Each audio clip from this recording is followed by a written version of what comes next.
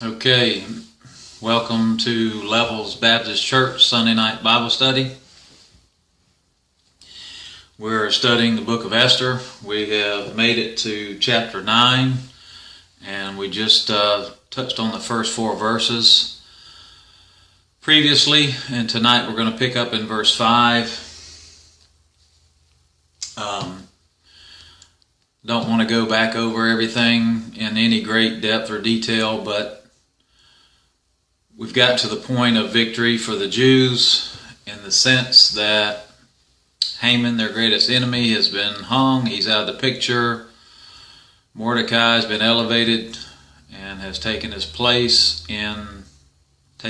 place in government, which went along with that came much power. He puts out an edict, and that edict that he puts out answers the edict of Haman.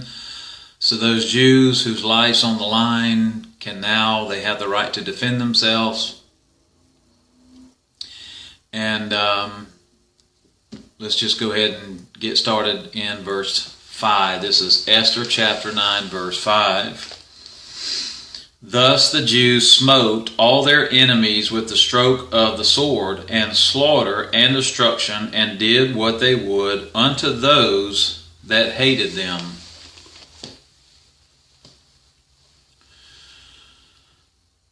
The verse here, the breakdown is 3 verbs, 8 nouns. 2 words are used here in the original language for the very first time. The first is a noun or a noun form of a particular Hebrew word.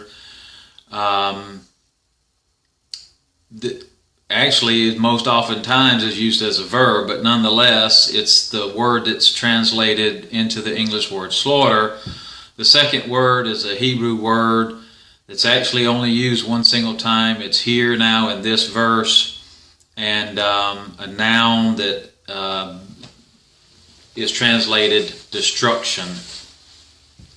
And in that Hebrew word, it's spelled A-B-D-A-N, Abdon. And I don't know if I'm pronouncing that right or not, but nonetheless, what you see in the spelling and what you hear in the pronunciation is brings it very close to another English word, Abaddon, that you find in Revelation chapter 9.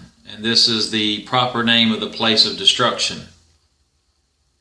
Anyway, here in this verse with these nouns and these verbs, you find out that you get a very thorough, ugly picture, but a complete, thorough picture. You've got, whether it's a synonym or whether it's the word stated, you have a word like strike, slaughter, destroy. Well, what's happening is the Jewish people, and if you remember, we talked about how there was a level of fear of the Jewish people and a level of fear even of Mordecai, because in their minds they probably weren't giving God credit for it, but maybe they believed in karma, maybe they believed in some other type of God that showed favoritism, and it seemed as if the Jews come out on top on a regular basis. And we talked about it in comparison back to the people in Jericho that had fear of this people group that was coming across the desert to enter into the promised land.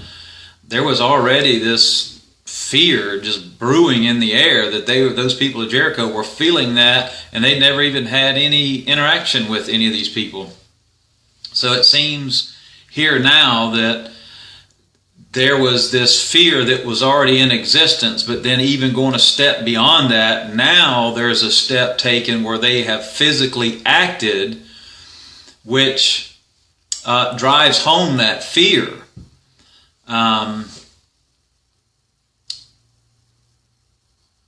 They dominated the people that they fought against.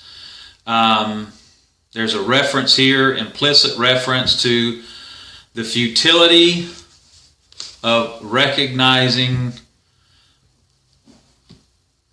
So Haman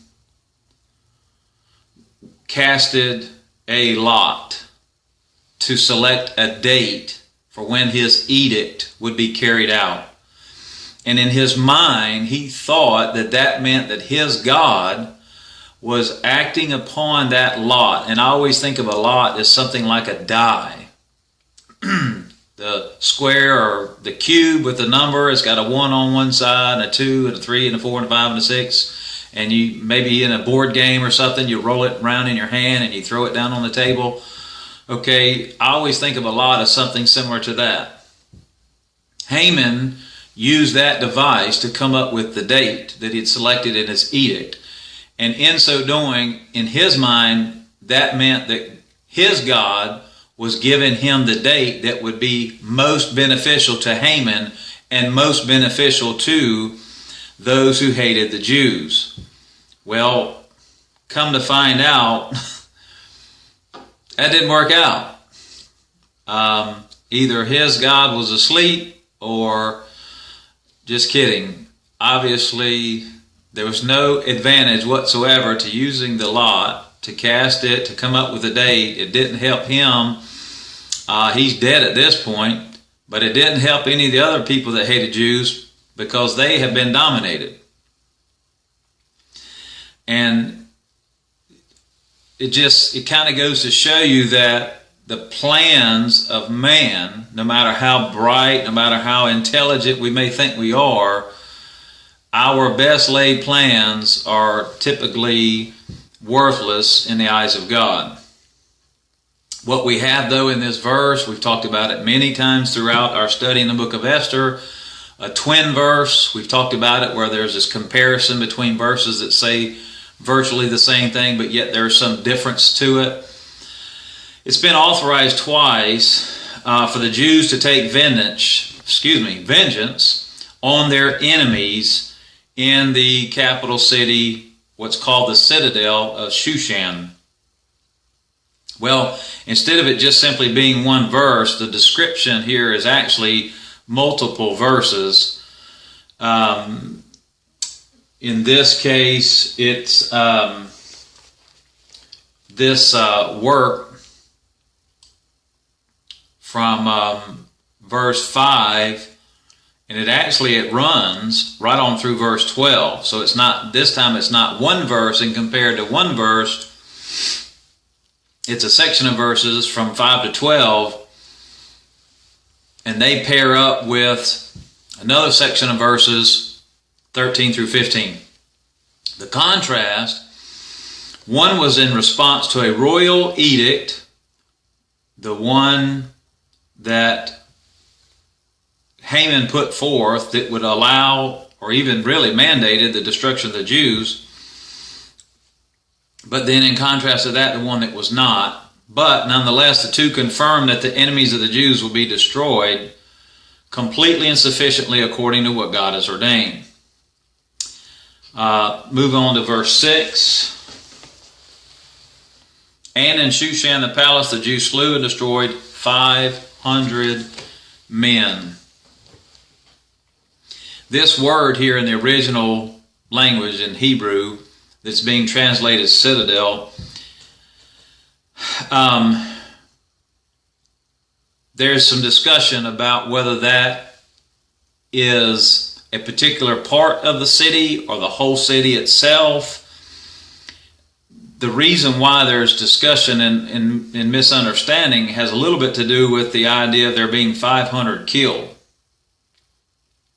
Well, that's a big number of people killed if you're only talking about whether you're talking about the king's palace or the king's grounds and land around the palace.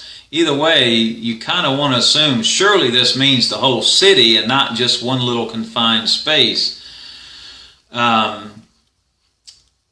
It had to mean the city in this case, not just the king's palace, the king's area of the city.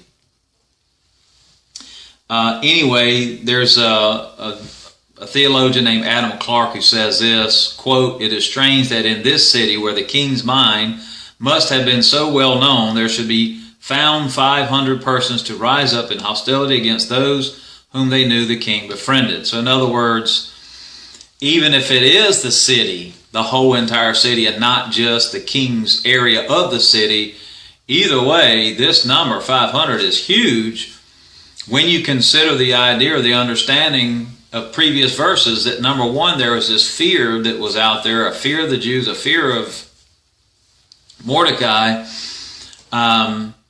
but what they failed, this commentator and many, what they sort of fail to realize is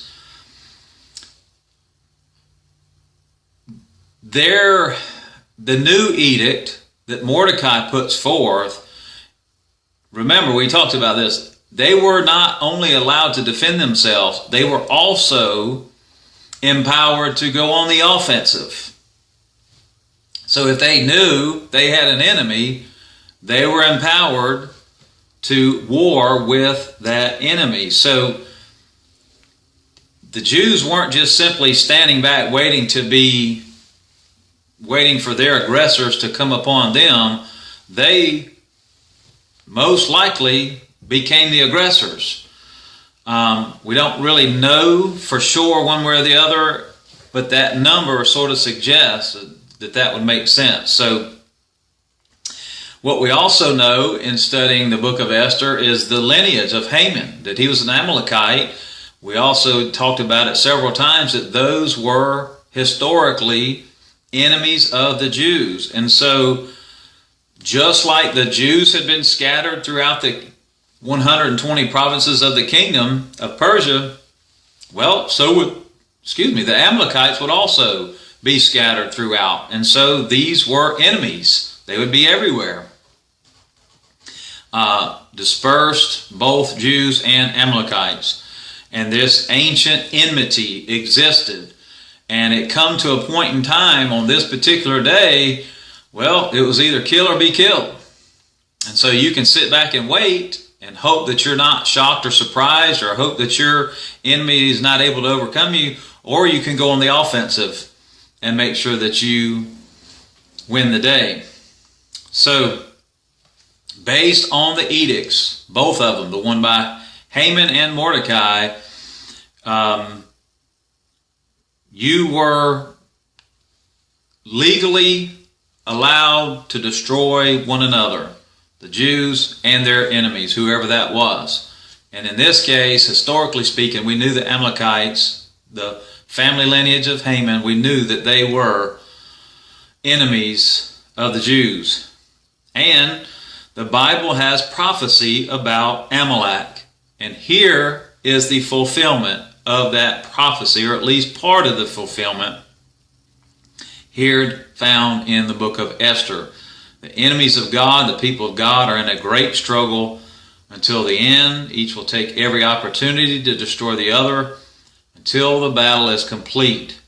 So, somehow, just in Shushan, again, I'm assuming that means the whole city, somehow 500 Jewish enemies were killed or destroyed. Well, I like the idea of the study of numbers. There's a name, I'll mention it in a moment, but nonetheless, when it comes to bigger numbers like 500, you'll take the multiplier, 10 and 50. Well, 10 represents perfection of divine order. 50 is the number of Jubilee or deliverance.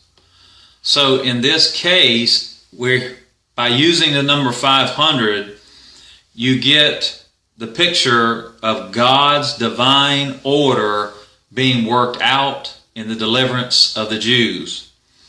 And it just so happens to include the fulfillment of a prophecy, the destruction of the entire family of the Amalekites. So going on to verse 7, we've just got these names here. And Parshandatha, Dalphon, and Aspatha. The thing about these names, what we're naming here, by the way, this is 3 of the sons of Haman. There's 3 in this verse. This is the only place that they're named where you get all 3 names there together. you can dig and study and try to find meanings here in these names. There's really nothing there. One of them, Dalphon, it's a possibility because that does run closely together with one Hebrew word that means to weep or to drip. So there could be a connection there, but there's just, the well is kind of empty in trying to study those names. Verse 8, Amparatha, Nadalia, and Aridatha. Again, these three names, this is it. The only place they're found in all of the Bible. They are Persian names, but again, there's just no meaning. No understanding that we can tap into, no place that you can read or study to find out what the possibility of the meaning is there in those names.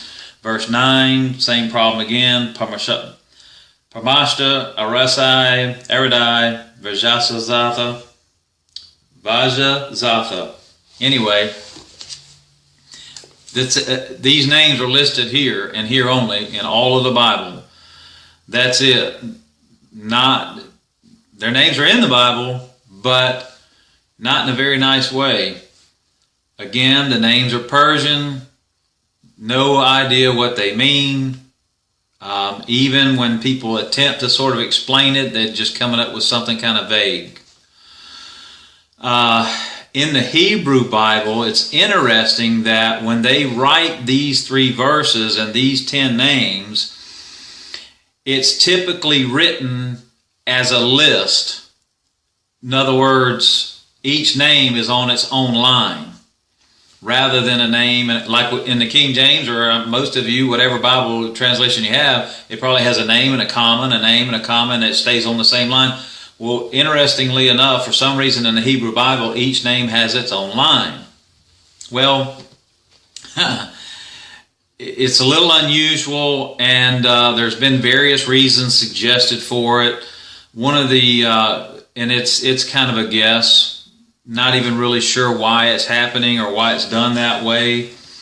One of the suggestions is that it would give prominence to their names.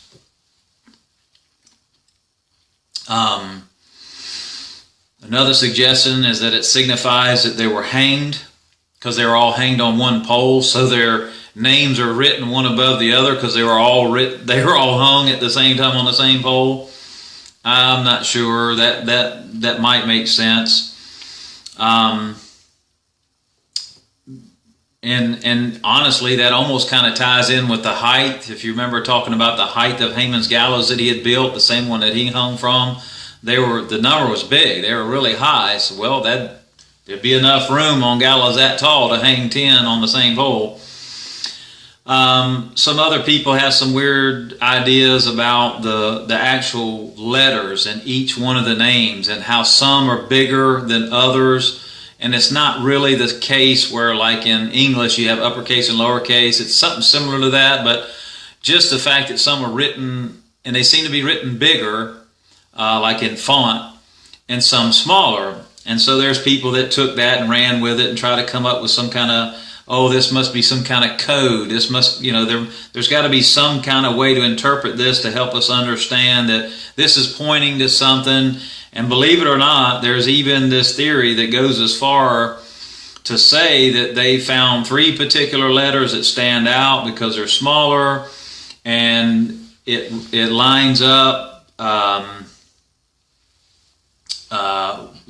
Lines up with a date of 1946, and in October 1st, 1946 was the Nuremberg Military Tribunal, and there were 10 Nazis sentenced to death by hanging.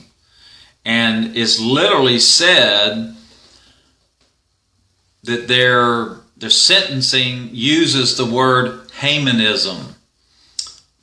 So that sounds like a bit of a stretch to me. I don't think that I would really maybe buy into that one. Anyway, so there's problems with these suggestions or these theories. They don't count every one of the smaller letters. They just pick some, so that kind of blows that out of the water. They don't even use all of them.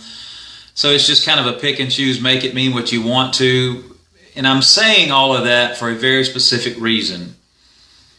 It's important that we don't go out of our way to try to make the Word of God say what we want it to say. That's not what it's there for. And that's an abuse of God's Word. So even when it sounds kind of fun sometimes to dig in and maybe find some kind of secret code or something like that, be very careful about doing that. And another problem with them not using all of the little letters in their little code breaking thing that they came up with, well, different manuscripts have different letters that are big and small, so that blows that out of the water. And the truth of the matter is, those World War II Nazis that were hung, their crimes were not just simply against the Jews. There were all kinds of crimes against humanity.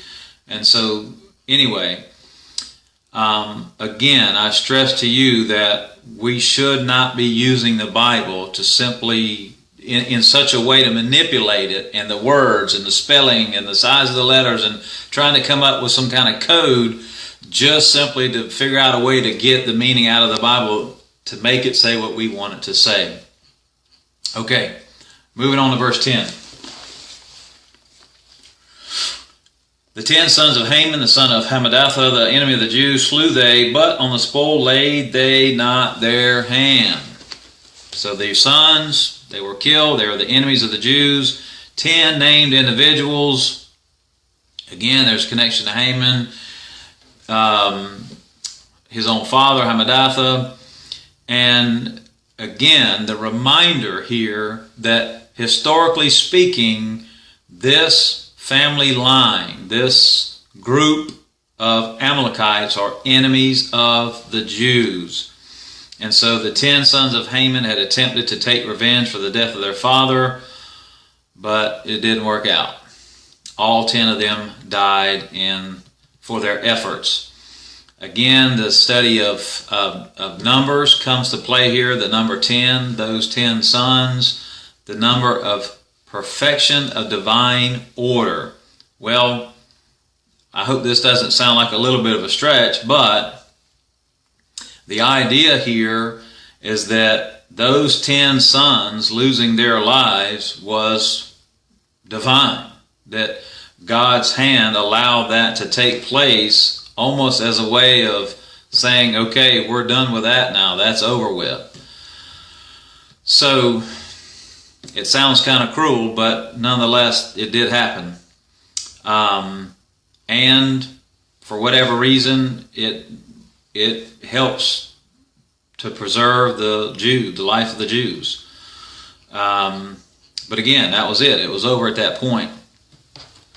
Verse 10 again, that last part of it there, this is important. It says, the 10 sons of Haman, the son of Hammedatha, the enemy of the Jews, slew they, but, and here's what I want to point out, on the spoil laid they not their hand. So, if you remember the edict of Haman, a part of the encouragement to get people to go out and kill Jews was to say, hey, you get to take all their stuff. You can get rich off of this. And isn't it interesting? And Mordecai's edict, I feel sure, was stated word for word very much the same way. The Jews don't take the things that were left behind. They had every right to.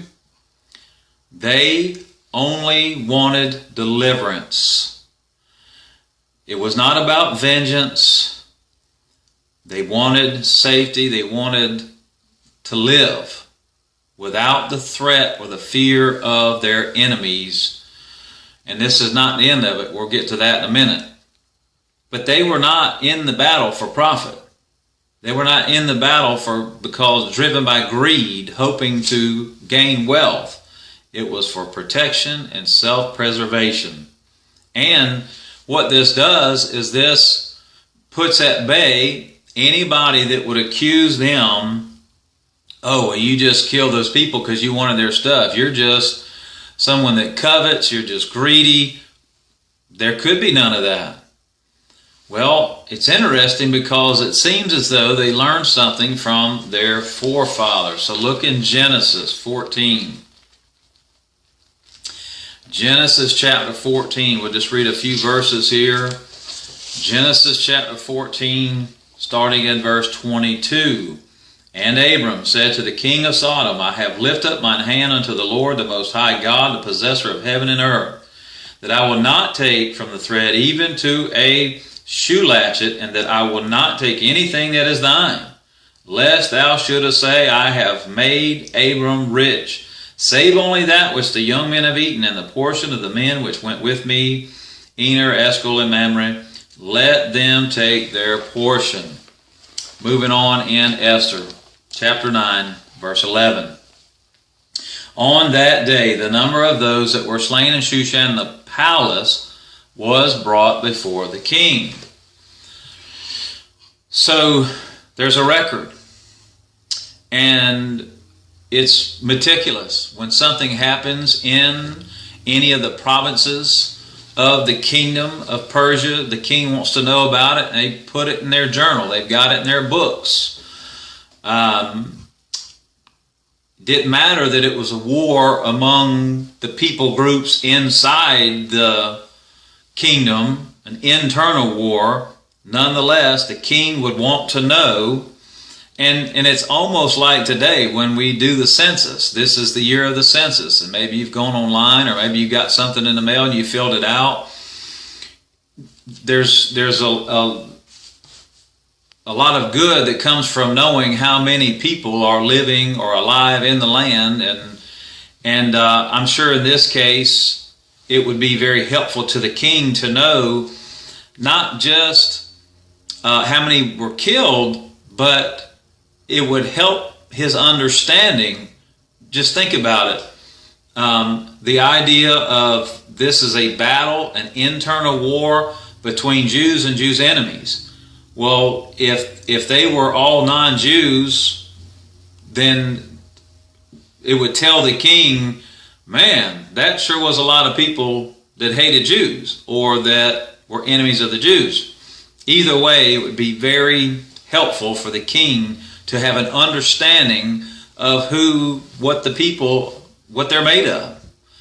Help him to understand the level of animosity that existed, and even give him an idea as to know how to move forward if he needed to do something else to make things better or work better. But the king would need to know these things. So somebody does the calculations and they bring the number in, and it's recorded officially in the books in the king's palace. But here, the way it's understood, this is only the number of the non-Jews. So we don't have the number of Jews that died, assuming that some did. It's kind of hard to imagine a war, even internally, where some from both sides surely died. But this is only the number of non-Jews. Verse 12. And the king said unto Esther the queen, the Jews have slain and destroyed 500 men in Shushan the palace, and the 10 sons of Haman. What have they done in the rest of the king's provinces? Now what is thy petition? It shall be granted thee, or what is thy request further, and it shall be done. Okay, he's got this number. These are the number of people that have died, the slaughter in Shushan. And it's as if the king, for some reason, the basis of all of this was those two banquets. And Queen Esther was coming to the king with a request. And she wanted help with something. And the something was their lives as Jews were on the line. And so the king has asked her this question a couple other times before. What is it that you're requiring? What is it you're requesting? What are you asking for? At first it starts off with the number. This is the number of people that have died. And I kind of think that I don't know why. Is he just simply saying, hey, look, I've delivered. I did what you asked me to do. This number of people have died. Well, remember, the kingdom stretches from India to Ethiopia. They wouldn't have a number of all of those deaths just in a matter of a day or two or even a week. It would take maybe a month or two to gather all of that information. They didn't have the internet or cell phones or even a Pony Express, I don't think. But anyway, it would take a while to put all that together. But if you made an assumption, if you said, okay, it was 500 in this one province around the king's palace area, Citadel City, whatever, Sushan, well, 500 times 127 provinces, and then maybe even a higher number than that, you could put together a little bit of an idea of maybe what the outcome would look like. Anyway, the king says, here's the number I have.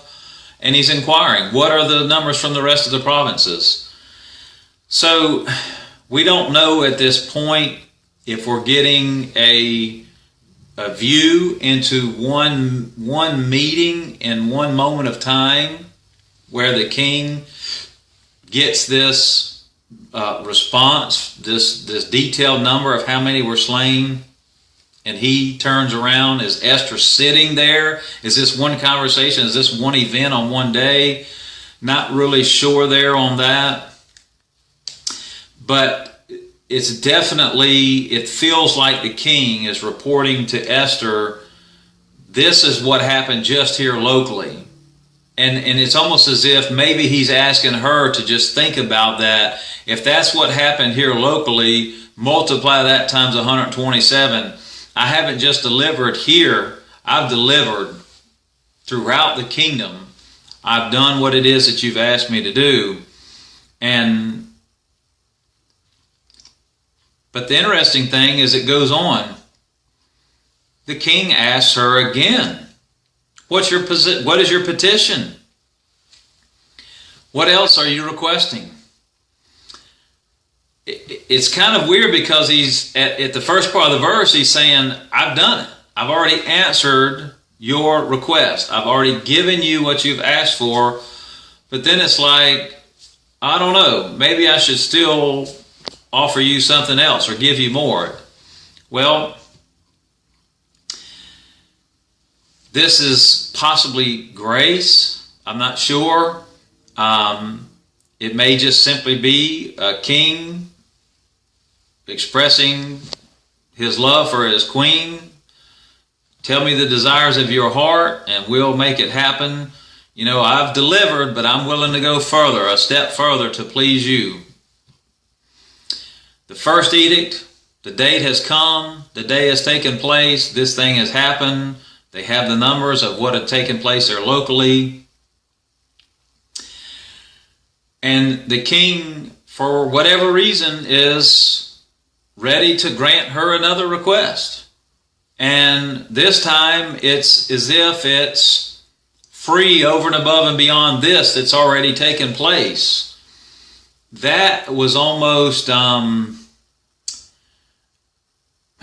think I'll probably say this again in a minute, but somewhere in the back of his mind, I think that he knows and the whole world knows, anybody that's read Esther, the edict that Haman was able to put together had to be okayed by the king. He couldn't just make an edict without the king's knowledge.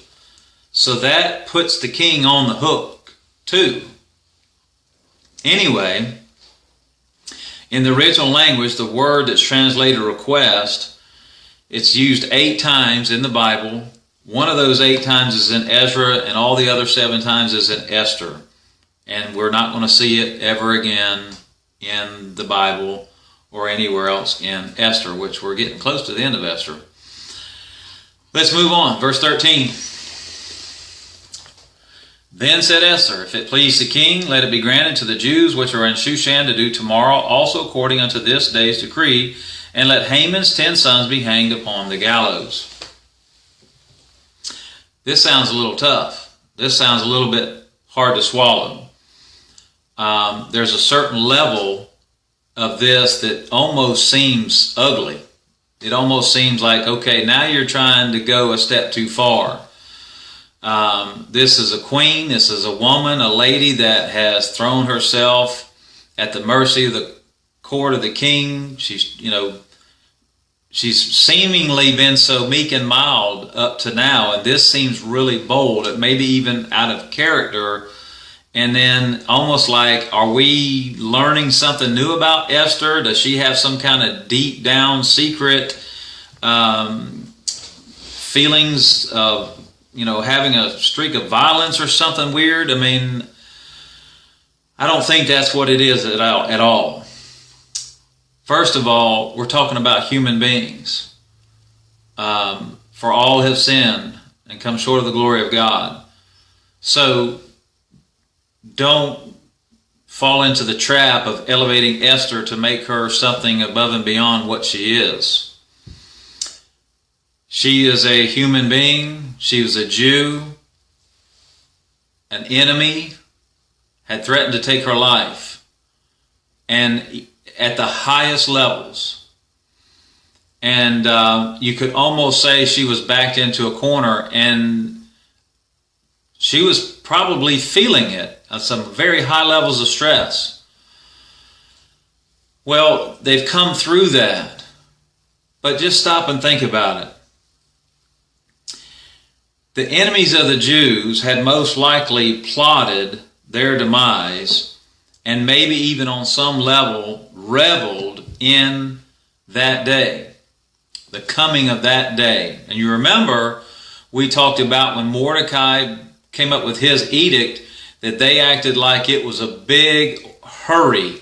You need to get this out to all of the provinces, because there may be people that aren't willing to wait till that day.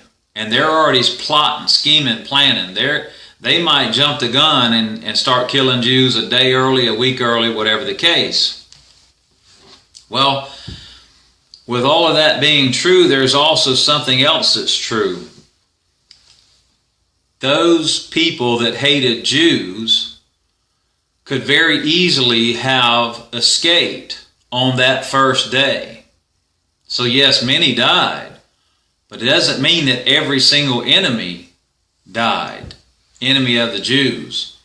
So there were some that snuck off and they went and hid. They're still alive. They still want to destroy the Jews. And it could be people that had made it obvious, people that were plotting and planning to go and kill Jews. Well, the day has come. The royal edict has done what it was meant to do. There was internal war, there was killing.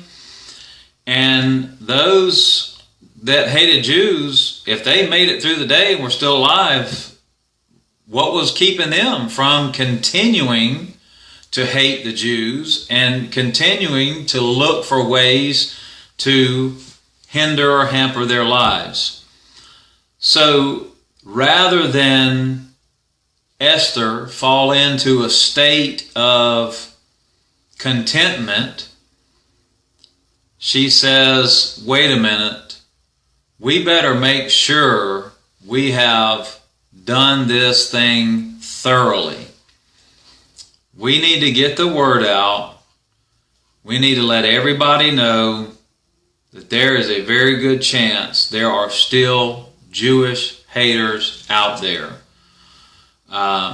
She brings up the 10 sons in that verse. She wants them to be hanged on the gallows alongside of Haman. The book of Deuteronomy talks about hanging and the curse that goes along with that. We won't turn and read that. This has already sort of been going a little bit longer than I meant to. But so if you were a Jew in the land of Israel, you could be hanged. It was a curse, but you were taken down. Here in this case, it seems as though there was a message that they wanted carried out. They would be hung and then allowed to continue to hang there for maybe days or even weeks possibly, and this would be a sign. This would be another thing added to the list of other things that was driving this fear of the Jews in the minds of all the non-Jews. Driving home the point that the terror that you meant for the Jews is now being reversed. And those that were Jewish haters, now they are going to be living in terror. And they're seeing this exhibition and these bodies hanging there again. It may be for days, maybe for weeks, nonetheless. Okay, I need to get wrapped up here. Let's see. All right, let's just stop right there. We'll pick up next time at verse 14, maybe. The king has asked Esther, does she have any further requests? And she does. She tells him what it is. And so verse 14, we'll look at it next time and talk about the fact that the king says, okay, let's do it. You want it, so be it. All right, so let's bow and let's pray. Dear Heavenly Father, we love you, we praise you. We thank you, dear Lord, for Esther. We thank you for all of your word. We thank you that we can read and study and grow closer to you. I ask, dear Lord, that you would do a great and mighty work in our hearts and our minds. Help, dear Lord, draw us closer to you. I pray, dear Lord, for the coming days as we live life all around the world, even here in America, that we as believers would live lives boldly for you, lifting up the name of your Son, Jesus Christ, in our words, in our actions. Dear Lord, I pray that we'd not be focused on whatever the current events are, but that we would continuously focus on you, to seek first your kingdom. Help us, dear Lord, to remember and not be distracted by all the current events, not be distracted by coronavirus and sickness and death. Help us, dear Lord, to stay focused on the truth of the gospel of Jesus Christ, that you came, you lived, you died, you rose again, so that we might be saved. Dear Lord, I pray that we'd have a boldness about sharing that message. And dear Lord, that message is what matters above all else. Help us, dear Lord, to represent you well in our lives every day. I pray in Jesus' name. Amen. Okay.